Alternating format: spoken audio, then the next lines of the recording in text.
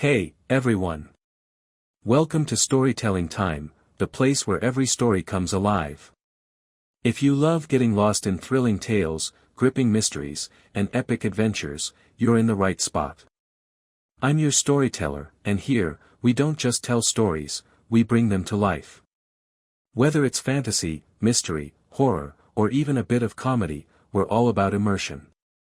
So grab a snack, get comfy, and prepare for a journey that'll keep you on the edge of your seat.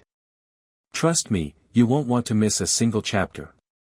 Don't forget to hit that subscribe button, turn on notifications, and join the Storytelling Time family.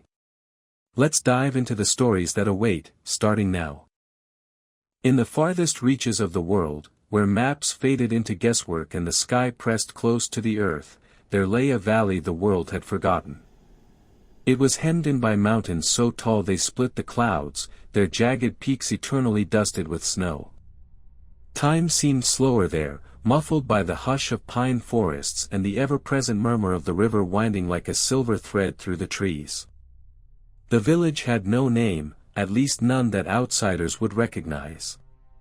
The people called it simply Domovoy, though none could remember why.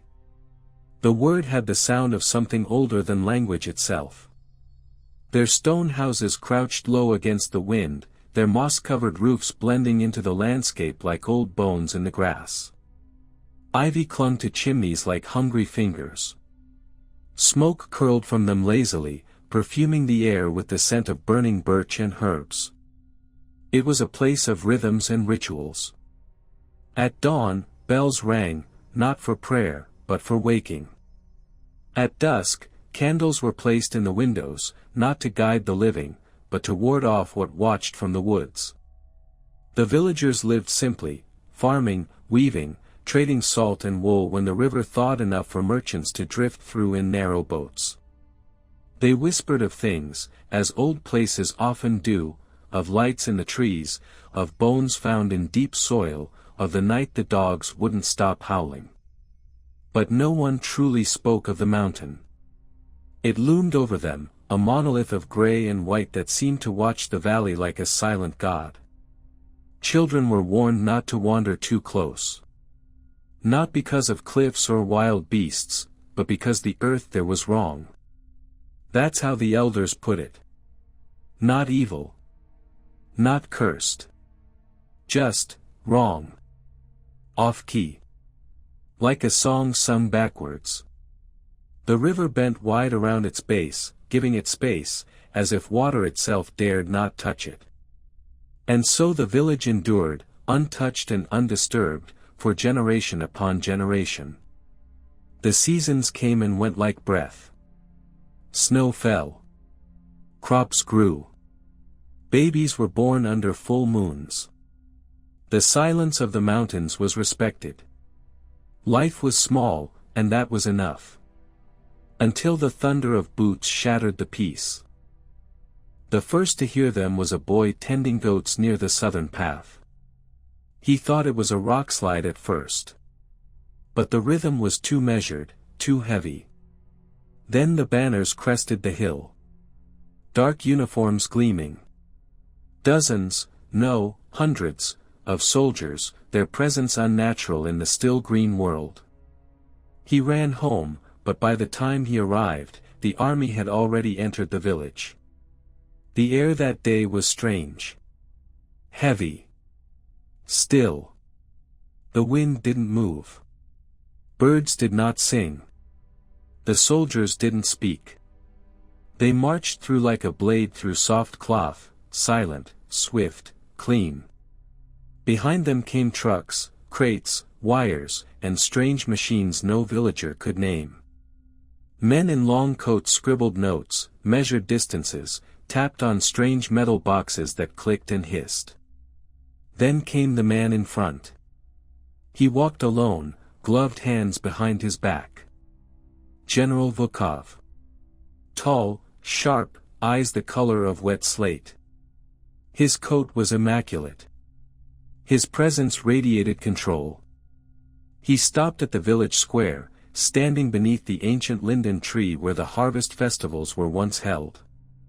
"This place is now under protection of the state," he said, voice clipped and cold. "No one is to leave. No one is to interfere. Cooperation will be rewarded. Resistance will not be tolerated. No explanation. No reason. Just orders." And with that, the village changed. Forever. Ivan hated mountains. It wasn't the cold, or the thin air that scraped at his lungs like dry leaves. It wasn't the endless gray of the cliffs or the way the trees here seemed to whisper even when the wind stood still. It was what he saw when he closed his eyes. Even now, standing in the back of the rumbling transport truck as it crawled up the winding road toward the base of the mountain, the visions clawed at the edge of his mind, shadows writhing beneath stone, symbols shifting behind his eyelids, and always, that same voice murmuring in a language he didn't understand but somehow knew too well. It had been this way since childhood. The dreams. The waking visions. A price, they told him, for a gift he never asked for. The state had found him when he was 16, half-starved, shaking in a field, weeping over a dream he couldn't wake from. They took him, trained him, tested him. Gave his torment a name, sensitivity. Now they called him Asset Theta 7. But under his breath, the general still referred to him as the seer. He hated that most of all. Beside him, Mikhail was scribbling notes into a leather-bound journal, his neat handwriting completely unaffected by the bouncing of the truck. "How can you write right now?" Ivan muttered. Mikhail barely glanced up. "Because I'm not the one staring into the abyss every time we go near a cave." He offered a tight, wry smile. "You look pale. Paler than usual, I mean." Ivan ignored the jab. "It's louder here. The mountain. It's, like it's waiting." "Good," Mikhail said, flipping a page. "Then we're in the right place." Where Ivan saw symbols and shadows, Mikhail saw opportunity.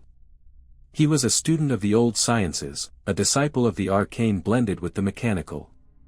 Psychic theory, sacred geometry, forbidden physics, he consumed it all with a hunger that bordered on madness. He didn't fear the voices. He wanted to hear them louder. Their truck jolted to a stop. The back gate slammed open, and the soldiers filed out. Ivan blinked against the sudden sunlight. The air was thin, colder than he expected. Around them, the temporary command post was already taking shape, tents, generators, antennas clawing at the sky. Wires tangled like roots over the ground. General Vukov stood at the center, speaking with one of the engineers. He turned as Ivan and Mikhail approached. "You feel it?" he asked, without preamble. Ivan nodded. "It's here." "Where?" Ivan scanned the cliffs. The mountain loomed high above, a jagged cathedral of rock. "It's buried. Deep. But it's pulsing. Like a heart." Vukov's eyes narrowed. "Can you lead us to it?" Ivan hesitated. "I can try." The general turned to his officers. "Begin full excavation protocol. We dig until we find the source." Mikhail tapped Ivan's arm as they walked away. "He doesn't know what he's touching, does he?" Ivan shook his head. "None of them do."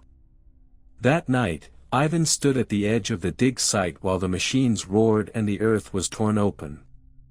He lit a cigarette with shaking hands and stared into the darkness beyond the trees. In his mind's eye, he saw something vast, coiled beneath the mountain like a serpent sleeping in stone. And for the first time in years, he realized, it was starting to wake up. Mikhail had never believed in gods, but the mountain made him reconsider. Not in the way priests preached or old women muttered about spirits. No, the thing buried beneath this stone was no deity of kindness or wrath, it was older than such concepts. Older than names. It did not want worship. It wanted discovery. And he would be the one to give it. He stood on the edge of the growing pit, hands behind his back, watching as machines carved deep scars into the earth. Floodlights bathed the dig site in stark, surgical brightness, casting shadows that seemed to twitch and crawl at the corners of his vision. Already they'd uncovered a partial structure, columns carved from black stone, smooth and unnatural, untouched by time or weather. The symbols etched into them shimmered faintly beneath the dust, writhing in patterns his rational mind told him shouldn't move. But Mikhail didn't flinch. He was thrilled. "Ivan," he called, not looking back. "Come see this." His companion approached slowly, eyes wary, face drawn. Ivan had been getting worse with each passing hour, sweating, twitching at sounds no one else heard, eyes bloodshot from nights with no sleep. Mikhail pointed at one of the stones. "Do you recognize the pattern?" Ivan squinted, flinched. "Don't ask me that. You know what it does." "But you do see it," Mikhail pressed. "It's the same symbol from your visions. The one you used to draw when you were dreaming." Ivan said nothing, but his silence was answer enough. "You should be proud," Mikhail continued, voice hushed with awe. "This is real. The structure, the energy, the resonance, it's all here. We are standing on the threshold of a forgotten civilization. A pre-human intelligence. Do you realize what that means?" Ivan finally looked at him. His eyes weren't filled with wonder, they were filled with fear. "It means we were never alone." Mikhail smiled faintly. "Exactly. That night, while the soldiers rotated shifts and the engineers calibrated seismic scanners, Mikhail descended alone into the pit. He brought a notebook, a small lantern, and the bone pendant he always wore tucked beneath his shirt, an artifact he claimed to have found in an archaeological dig years ago, though the truth was murkier. He placed his hand on one of the monoliths. The stone was warm, pulsing beneath his fingers like a slow heartbeat. A low hum filled the air, not mechanical, not electrical. Deeper. Alive. He closed his eyes and pressed his forehead to the stone. Whispers skittered through his mind, too fast to catch, but not fast enough to ignore. Symbols flared behind his eyelids, curving lines, spines, teeth, flame. A phrase came to him, in a language he shouldn't know. "We do not sleep. We wait." His breath caught in his throat. His heart pounded. Suddenly, the lantern flickered, then extinguished. He froze. The darkness was absolute. Not the absence of light, but a presence of something else, thick, velvet, watching. Then came the feeling, something brushing against his mind. A presence. Curious. Hungry. Mikhail gasped and stumbled back, fumbling for the ladder. The whispers followed him up the shaft, fading only when he emerged, pale and sweating, into the cold night air. Ivan was there, waiting. "You went down alone?" Mikhail nodded, voice hoarse. It spoke. Ivan's expression darkened. "Then it knows we're here." They looked back toward the excavation site. The stones below shimmered faintly in the dark, like veins beneath skin. A wind howled across the valley, low and mournful. And somewhere, far beneath them, something stirred. General Vukov had faced war. He had commanded men through blood and fire, watched cities fall and enemies vanish beneath the thunder of artillery. He had made impossible decisions, and worse, had learned to live with them. But nothing in his years of strategy and slaughter had prepared him for the silence of this place. He stood in the command tent, maps of the valley spread before him, reports piling higher than the soil they were ripping from the mountain. Satellite scans. Seismic readouts. Shifting heat signatures. Static choke transmissions from the lower tunnels. He hadn't slept in 2 nights. The murmurs were always louder in the dark. At first, he dismissed it as stress. Combat fatigue. A trick of nerves in a place so remote it might as well be on another world. But now even the radio hissed when he passed. Dogs brought in by one of the squads had howled for hours before dropping dead, spines arched, eyes bulging with terror. And the mountain, God help him, the mountain felt like it was watching him. "General," said Lieutenant Serev, stepping into the tent with a clipboard. "Excavation Unit Delta reached what they're calling the secondary chamber. No casualties yet, but one of the men says the walls moved." Vukov didn't look up. "Moved?" "Shifted." "Breathing," he said. "Then transfer him out. Send him down the mountain. Discredit his report." Serev hesitated. "That's the 3rd one this week." Vukov turned sharply. His eyes were red-rimmed, his face drawn and pale. "This mission is not a debate, Lieutenant. It is a directive. From the highest command. We are not here to speculate, we are here to extract." "Yes, sir." As the lieutenant left, Vukov gripped the edge of the table and leaned over the maps. They meant nothing anymore. The terrain shifted too often, subtly, like the land itself was uncooperative. He opened his field journal. Scrawled notes lined every page, strange coordinates, odd phrases his hand had written but his mind didn't remember. Among them, again and again, one word repeated. Below.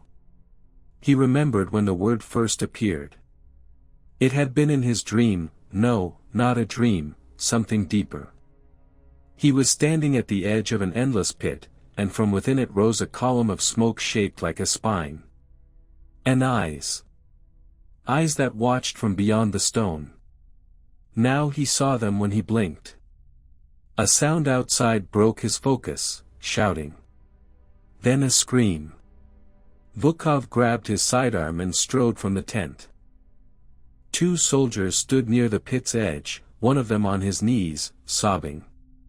The other was backing away slowly from a fresh crack in the earth, wide enough for a man to fall into.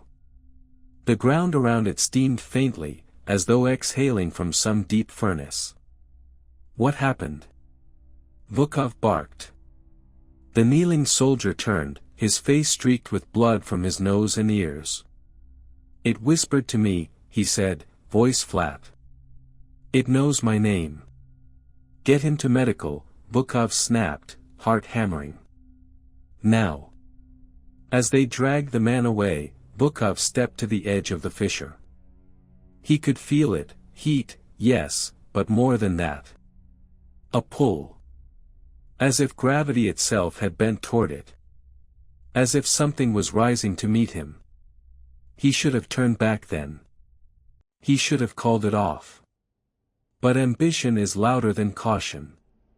And fear, true fear, is slow to bloom in the minds of men like him. Vukov stood at the edge of the world and whispered to the dark. We came to claim power. But it was never buried. The silence that followed was not empty. It was listening. It began with the tremor. A soft vibration at first, like the distant roll of thunder. The soldiers posted around the site glanced up, unsure if they'd imagined it. Radios crackled. Lights flickered. Then the second tremor hit, stronger, deeper. The ground groaned like something ancient stirring in its sleep. Mikhail knew the moment it began. He had returned to the lower chamber again, drawn like a moth to flame.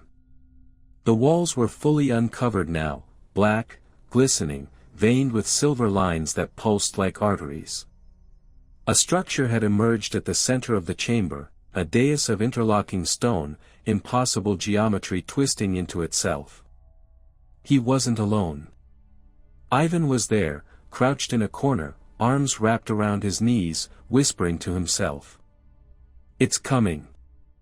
It's not a weapon. It's not a place. It's a body. We're inside it. Mikhail approached the dais. His breath came fast, pupils wide. The air was electric, each inhale tasted of ozone and old, wet iron. His hands trembled not with fear, but anticipation. He reached toward the symbol at the dais's center, a spiral of angular carvings etched in burning red. The moment his fingers brushed it, the mountain screamed. A sound erupted that defied all logic, not air moving through space, but stone shrieking from within. Every tunnel, every passage, every crevice of the dig site convulsed like lungs drawing breath after millennia submerged. Sirens blared above. Lights shattered. The soldiers scrambled as the earth shook violently beneath them.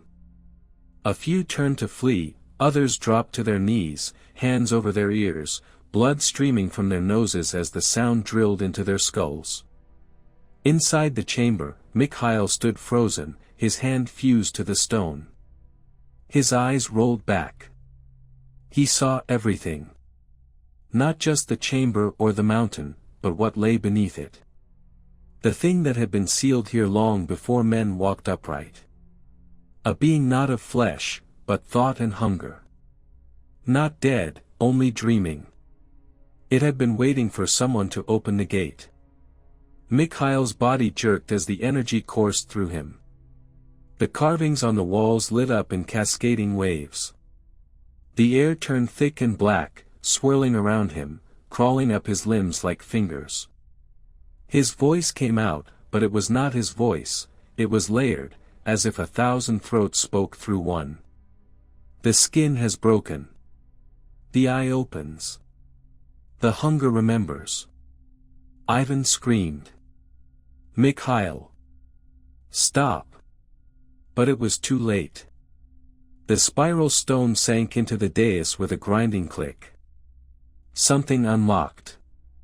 Above, near the surface, General Vukov was thrown off his feet as the concrete poured over the cave's entrance cracked open from the inside, not pushed, but unknit, like flesh splitting beneath a scalpel. From the open wound of the mountain rose smoke, not mist, but shadow made real. It slithered into the sky, blotting out the sun in swirling coils. And within it, eyes. Not metaphor. Not madness. Literal, blinking, ancient eyes, staring out across the valley, unblinking and bright as dying stars. Some soldiers ran. Some dropped where they stood, as if their minds had snapped from the pressure. Inside the chamber, Mikhail collapsed, unconscious, his body smoking, veins darkened like roots. Ivan pulled him free with trembling hands, dragging him up toward the surface as the cave behind them pulsed and heaved. The mountain was breathing now. And with each breath, the boundary between the world of men and the world below grew thinner. Dawn never came. The sun remained hidden behind the thick, writhing clouds that coiled over the mountain like a lid nailed shut on a coffin. The sky was tinged with sickly hues, gray, red, green, colors that didn't belong together. The air felt wrong, heavy, as if time itself had slowed to a crawl. General Vukov stood atop the ridge overlooking the excavation site, his face ashen, jaw clenched. Below him, chaos. Floodlights flickered. The once orderly base had erupted into panic. Communications were failing, radios reduced to static, satellite feeds blinking out, GPS signals scrambled. Entire squads were missing, their last transmissions garbled by screams and whispers. The darkness had begun moving on its own. It slithered along the ground, coating equipment, devouring light. It wasn't smoke, it didn't rise. It crawled. And those who stepped into it didn't always come back out. "Sir, we've lost contact with Alpha and Bravo teams," said Captain Melnick, approaching with eyes rimmed in red. Echo team saw something in the dark. They opened fire. Bullets didn't stop it. Vukov didn't look away from the valley. What did? They don't know. Echo's down to 2 men. Order the perimeter sealed. No one goes in, no one comes out. I want a wall of fire and steel between this base and the rest of the world. Melnik hesitated. With respect, sir, what if it doesn't care about walls? Vukov turned slowly, his voice low and dangerous. Then we hold this line until our bones are ash. Helicopters circled overhead, engines whining against the turbulent air. Some began to lose altitude, their instruments failing, like magnets being repelled by something too ancient to tolerate machines. Inside the command tent, scientists and technicians tried to piece together telemetry. Monitors showed readings that made no sense: sudden temperature drops of 30 degrees, strange electrical fields, biological signals hundreds of meters underground that pulsed like heartbeats. One monitor showed seismic activity in the shape of a spiral, concentric rings moving outward from the cave like ripples in a poison pond. A private burst into the tent, face white. Something's wrong with the prisoner. Vukov frowned. What prisoner? The psychic, Mikhail. He's awake. In the medical bay, Mikhail lay on a stretcher, eyes wide open and glowing faintly beneath the lids. His veins were dark as ink, his chest rising and falling too slowly. Ivan sat beside him, not speaking, just watching. When Vukov entered, Mikhail spoke without turning his head. You broke the seal. It will not forget that. Vukov stepped closer. What did you see? Mikhail smiled faintly. Not a thing. A will. A hunger. It's older than your gods, General. It sleeps beneath your myths. And now it knows your name. Ivan stood, placing himself between them. He needs rest. He's barely alive. He's not alive, Vukov snapped. He's changing. Mikhail's lips parted again. You think you command power. But power doesn't listen. It devours. Vukov turned and walked out. Outside, the darkness was creeping toward the barracks. Floodlights flickered. A siren began to wail, then died. Captain Melnik approached with fresh reports. Sir, it's in the fuel depot. And, something's moving in the forest. Not people. Not animals. Shapes. How many? Vukov asked. Hard to say. They're not always visible. Vukov didn't blink. We'll bomb the entire valley if we have to. Melnik hesitated again. And if it survives that? Vukov's hand curled into a fist. Then we pray we die first. Before there were nations, before words were carved into stone, before men named gods and prayed to them in the dark, there was it. It had no name. It did not require one.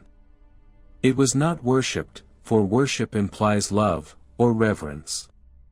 What it inspired was silence, a silence so absolute that the earth dared not move when it stirred. It came not from the sky, like the stories later told of gods descending, but from beneath, as if the bones of the world had cracked, and something older than creation itself had slipped through. The first people had no cities, no books, only fire and bone. They lived by instinct, and instinct told them to stay away from the high black mountain that loomed beyond the valley. They called it, in a language lost to ash, the place where the stars look away. At night, the sky above the mountain was always empty. No stars twinkled there. No birds flew overhead. The animals never crossed its shadow. Until the day the mountain bled. No one knows what caused the fissure. Perhaps it was a tremor. Perhaps a curious child. Perhaps fate. But something cracked the mountain's side, and the earth wept black. Thick shadow spilled out, and with it came whispers. They offered no words, only feelings, fear, hunger, rage, sorrow. It was not a voice, but the sound of meaning itself being ripped apart. The first death came quickly. A hunter wandered too close. His body was found days later, hollowed out, teeth missing, eyes fused shut with black resin. After that, the tribes gathered. They came not with weapons, but with willingness, for some among them had seen the truth. Seers, dreamers, those cursed to feel the thinness of the world's skin.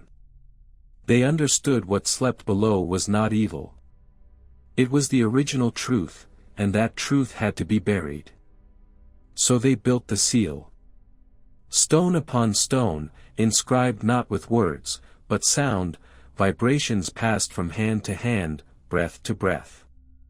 Carvings that bent reality inward, creating a pocket in time where the entity could be imprisoned. It took 33 years. And it took blood. The ritual required sacrifice, not lives, but names. The tribe gave up their histories, their songs, even the memory of their children. They fed them to the seal, layer by layer, until no one remembered what had once been.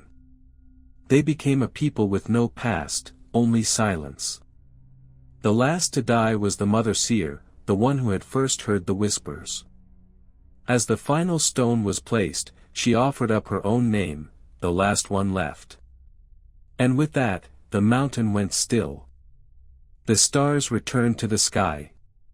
The earth stopped humming. The shadow was contained. But not destroyed. It could not be. Because it was not just a creature, not a god, not a ghost. It was the memory of unmaking. The raw wound of what came before form. And like all wounds, it waits to be reopened. Ivan stood outside the medical tent, staring up at the mountain. It looked the same. A jagged silhouette against the colorless sky, its slopes cloaked in mist and the skeletal remains of a forest that had begun to blacken overnight. But it wasn't the same. He could feel it, hear it, beneath his skin. Like something was pressing against the inside of his skull. A low hum, always just at the edge of thought, like a word you almost remember but can never quite say aloud. The seal was gone. And now the mountain was leaking. Not just darkness, not just whispers, reality itself was beginning to fray. The soldiers didn't notice at first. They were too busy reinforcing the base perimeter, moving floodlights, stacking crates of ammunition, shouting into malfunctioning radios. But Ivan could see it. The subtle wrongness. The ripples in the air like heat, even though it was freezing. The way shadows bent the wrong direction. The way time stuttered, just for a moment, as if the world blinked and forgot how to keep moving. He reached down to touch the earth. It felt soft. Not like dirt. Like flesh. Behind him, the medical tent flaps fluttered open. Mikhail stood barefoot on the frozen ground, his hospital gown billowing. His eyes were still not fully human, dilated, glassy, rimmed with something that pulsed faintly when he spoke. "You see it too," he whispered. Ivan turned slowly. "The cracks." Mikhail nodded. "The world is holding itself together out of habit. But it's bleeding through. Soon, we'll all remember what we were supposed to forget." A loud snap echoed through the valley. One of the spotlights exploded, glass and fire raining down. Power cut off on the east side of the base. The forest beyond it seemed to lurch forward, like it had crept closer when no one was watching. Inside the command center, General Vukov barked orders. "Get the backup generators online. Full lockdown. No one in or out. A young technician grabbed his sleeve. "Sir. There's something wrong with the feed from Tower 9. Vukov narrowed his eyes. "Put it on screen." The grainy surveillance footage blinked to life. It showed a portion of the outer perimeter, barbed wire, empty field, thick forest beyond. At first, nothing. Then, the trees moved. Not in the wind, not natural swaying. They stepped. Trunks twisted. Branches bent like limbs. Something was wearing the forest like a cloak. Then, a shape, tall, thin, impossibly long-limbed, crawled into the frame. It had too many joints. Its head was a smear of static on the screen. The technician gasped. That wasn't there a second ago. Then the camera feed went black. Hours passed like days. The soldiers patrolled the fence line in tight squads. No one strayed alone. The bravest among them spoke in hushed tones about things seen out of the corner of their eyes. Trees rearranging themselves. Faces in reflections. The sense that something was breathing directly behind them, but when they turned, there was nothing. One of the soldiers, a corporal named Rena, didn't come back from her patrol. Her team found her rifle half buried in the snow, melted at the barrel. Her footprints simply stopped in the middle of the path. No drag marks. No blood. As if she had simply ceased. As if something had erased her from the script of the world. That night, Ivan dreamed again. He stood inside the cave, though it was larger now, cathedral-like, impossibly wide. The walls were made of hands, grasping, stretching, reaching toward him. And above, a mouth opened in the ceiling, not with teeth, but with names. Thousands of names, spoken backwards, cried out in pain and reverence. He awoke with blood on his hands. Not his. Mikhail was waiting by the tent door, staring toward the mountain. "It remembers you," he said softly.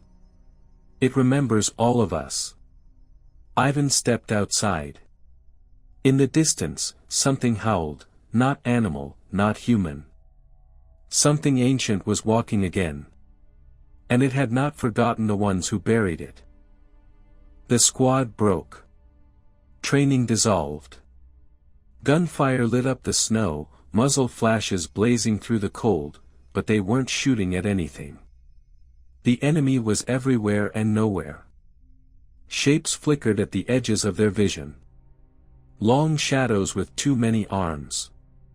Eyes that opened and vanished in the blink of an eye. One soldier fired upward, screaming as the stars dripped downward, falling like tears of black ink. Only 3 made it back. One had claw marks down his back. The second had gone completely mute. The third, Corporal Armin, spoke only one sentence before collapsing. "It's inside the fence now." Inside the base, lights began to flicker. Doors refused to lock. Power surged and failed in strange patterns. Radios emitted static, and then voices. Not from the soldiers. From people who were long dead. Rena's voice crackled over the intercom system. "It's so beautiful in here. I see everything. I see the beginning." Vukov snapped. "Shut it off." No one moved. The voice changed, becoming a deep, rolling tone that shook the walls. "You buried your gods. Now they are coming home." That's when the concrete began to crack. The bunker, built to contain the mountain's access point, began to tremble. The thick slabs that sealed the cave were bulging outward, as if something was pushing from the other side. And finally, it burst. A shockwave rolled through the valley. Soldiers were thrown from their feet. The mountain roared, not with stone, but with laughter. From the smoking ruins of the sealed cave, a figure emerged. Tall. Shrouded in tendrils of smoke and memory. Its face was hidden behind a mask of shifting symbols. Its body pulsed like a heart, skin woven from the shadows of forgotten things. And it walked into the world. The first breach was complete. The world had blinked. And something had stepped through. Ivan couldn't sleep anymore. Every time he closed his eyes, it was there. Not a dream, not a dream. Dreams didn't bleed. Dreams didn't whisper truths in a voice that sounded like his own. The entity had crossed over. And it knew him. Knew both of them. Mikhail sat beside the wall of the infirmary, sketching again. Dozens of pages scattered across the floor, spirals, symbols, figures with too many limbs, places that did not exist on any known map. His hand moved fast, almost frantic, like the lines were being drawn through him instead of by him. Ivan crouched beside him. "You're remembering something, aren't you?" Mikhail didn't look up. "I don't think we ever forgot." He held up a page. On it, a crude but unmistakable depiction of the cave, except older. There were no soldiers. No mountain base. Just a circle of figures bowing before a towering form with no face, only a halo of words written in looping script. Ivan stared. "What is that?" "A name," Mikhail whispered. "Or, part of one." Ivan felt a pressure in his ears, like altitude sickness. The name on the page wasn't meant to be seen. His eyes teared up. The ink began to drip off the page like black oil, dissolving the lines. "They sealed it away," Mikhail said. "Thousands of years ago. The people who lived in this valley, they weren't just villagers. They were keepers. The last generation of a civilization that knew how to bind things like this. Things that didn't belong in our world. And now we've broken the seal," Ivan said, almost numb. "No. We didn't break it. We answered it." Mikhail turned slowly to him, his eyes dimly glowing. "It called to us, Ivan. It sent the dreams. The visions. It knew we were the keys. That's why they recruited us. The military thought we were tools. But we're not. We're doors." Ivan stumbled back. "You're saying this thing's been planning it? Waiting?" "No. Remembering. We were part of it once. In another age. We helped bind it. We gave up everything to lock it away. Our memories. Our names. Our lives. That's why we've been haunted. The price of forgetting was never paid in full." Ivan felt it then, that weight in his chest. Like something trying to crawl out of him. Like something old and screaming and full of regret. "I saw it," Ivan said quietly. "When the seal cracked. I saw what it really is." "What?" "It's not a god.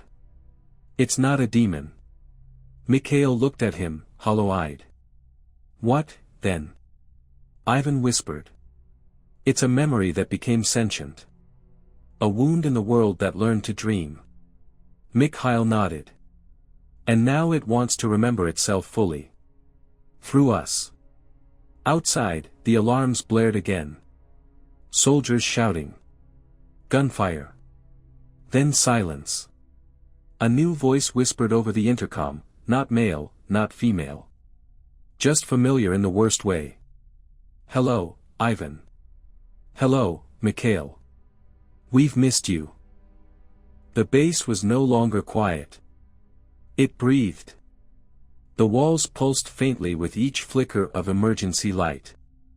Shadows no longer obeyed the laws of light, they stretched toward sound, toward motion, toward fear. The air was thick, charged with something that made the skin itch and the bones ache. Only a handful of survivors remained. General Vukov, pale and gaunt. Sergeant Mira Katri, armed and stone-faced.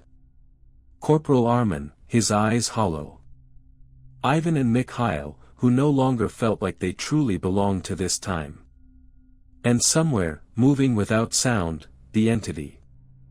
They were barricaded in a command center. It was fortified, thick-walled, designed to survive bombs and bioweapons. But nothing about this intruder was bound by design. Vukov stood at the table, sweating. He slammed his fist down. We need to act. Set charges. Bring the whole compound down if we have to. No, Ivan said. That won't stop it. You still don't understand what we let loose. I don't need to understand it. I need to kill it. Mikhail spoke softly. Then you've already lost. Suddenly, silence.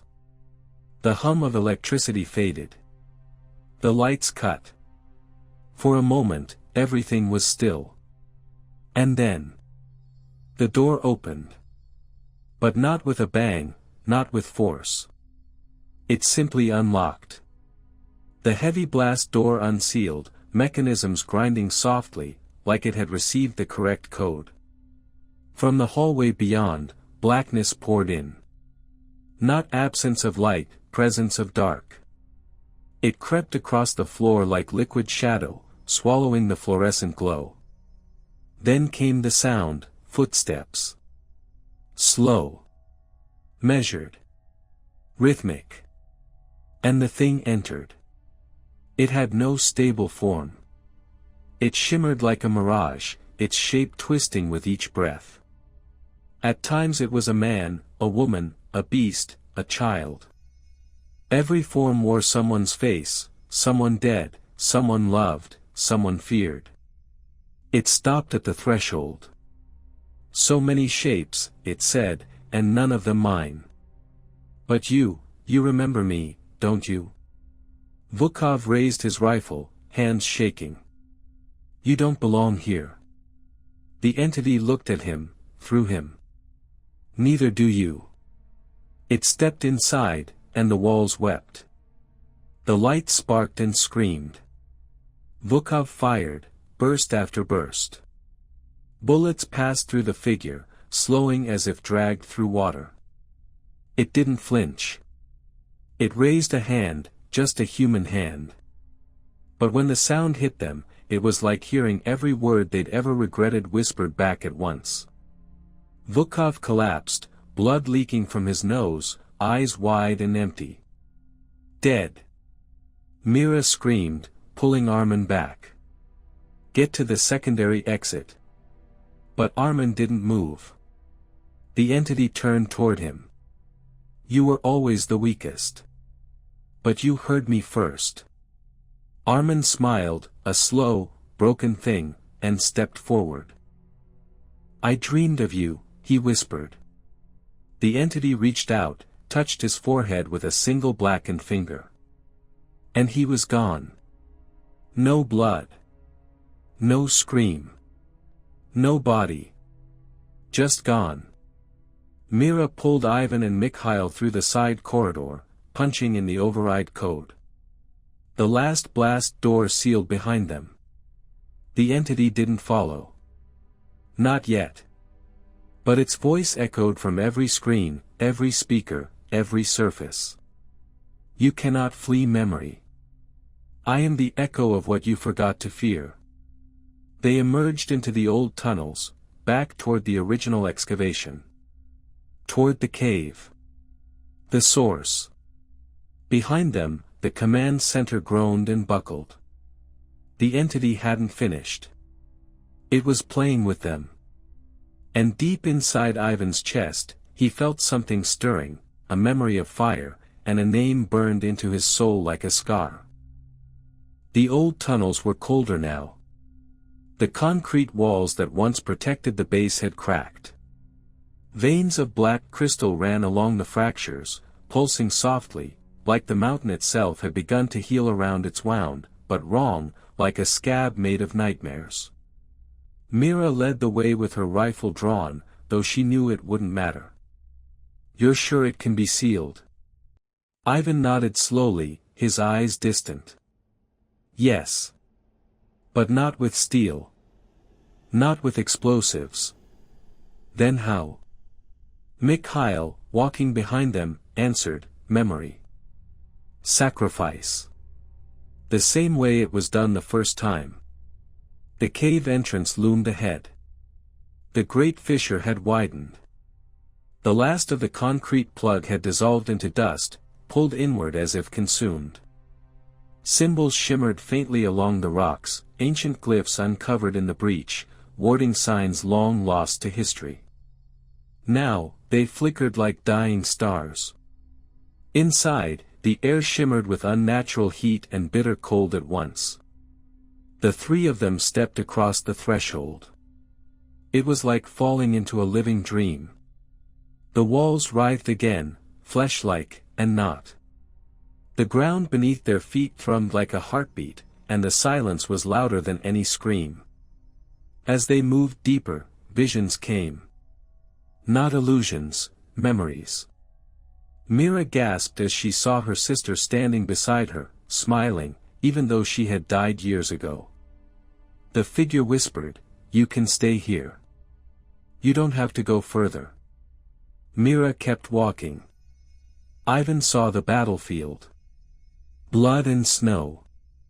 The moment he first touched the artifact that had brought the visions to life. He saw himself again, younger, falling to his knees before a pit that shouldn't have existed. Mikhail stopped at the altar. The stone barrier, the original seal, was gone. In its place, a pool of black fluid rippled, forming the vague outline of a humanoid shape. The entity rose slowly. Not roaring. Not screaming. It welcomed them. "You came back. We are complete now." Ivan stepped forward. "We're not here for you. You are me. You always were." "We were your jailers," Mikhail said, pulling a small, broken shard from his coat pocket, taken from the stone seal. "And we've remembered what was lost." The entity paused. That moment of hesitation, it gave them their chance. Mikhail knelt, placing the shard on the cave floor. "I bind you with my truth," he whispered. "With the memory of what we were. With the price we paid." Symbols lit up, pulsing outward in a slow circle from the shard. Ancient light. Pale blue fire. The glyphs began to form again, this time not etched in stone, but written in will. The entity screamed, not in rage, but in anguish. "No. I was promised. You were mine." Ivan joined him, blood dripping from his palms as he traced the old glyphs in the dust. "We give up our names, again. Our futures. Ourselves." Mira hesitated. But only for a breath. She stepped into the circle, unslinging her rifle, and dropped it to the ground. "I don't know your world," she said. "But I've lost everything in this one. So if I have to die to bury you." She looked up at the shadow. "I'll do it standing." The cave began to shake.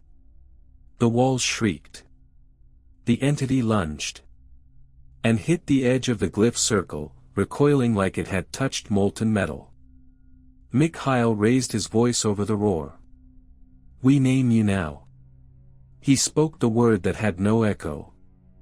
Ivan followed. Mira, last, didn't speak, but her resolve was enough. The light surged. The shadows screamed. And the mouth of the cave closed. Stone slammed together like the jaws of a titan. Darkness fled. And silence returned. When the dust settled, only Mira remained.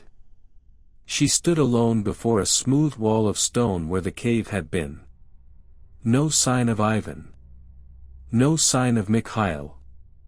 Only a single shard, glowing faintly, then dimming, left in the palm of her hand. Above her, the sky began to clear. But deep below, in the cracks no one could see, something still remembered. Years passed. The base was officially decommissioned, the operation classified and buried beneath red tape and forgotten names. No one spoke of what had happened in the mountains. The valley was sealed off, designated a dead zone. No trespassing. No records. No maps. Mira never returned to active service. She moved far away, quiet coastal town, anonymous job, long walks by the sea. Her eyes stayed sharp, but her voice grew quieter, her movement slower. She never told anyone the full truth. They wouldn't have believed it. But some nights, the wind would shift in just the right way, and she would hear it. A low hum. Not a sound, exactly, more like a presence brushing past the edges of her thoughts. Sometimes she'd dream. Of a cave that didn't exist on any map. Of symbols that bled light. Of Ivan and Mikhail, standing still as statues, watching from behind a veil of stone. Of a voice, soft and wet and ancient. I remember you. And when she woke, her window would always be open. Even if she hadn't touched it. Miles away, deep within the sealed mountain, the stone had begun to crack once more. Not loudly. Just a single hairline fracture, winding down the center like a spiderweb. In the quiet stillness, a whisper breathed through the rock. Not forgotten. Not forgiven.